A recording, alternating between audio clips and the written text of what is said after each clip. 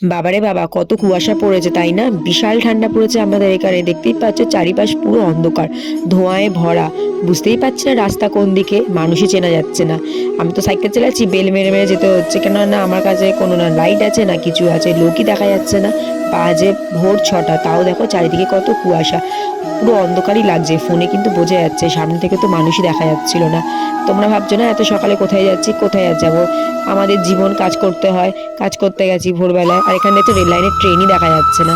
তাড়াহুড়ো করে কাজে যাচ্ছি, আমি আর আমার বান্ধবী দুজনে একসাথে যাচ্ছি। আমি হাওড়া রাস্তায় আসি, এসে তারপরে আমরা দুজন মিট করি।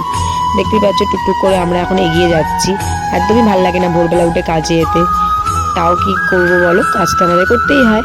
দেখতে পাচ্ছ আমি তো দুখানা সোয়েটার পরেছি, হ্যান্ড গ্লাভস পরেছি, পরে এবার আমরা কাজে চলে যাবো।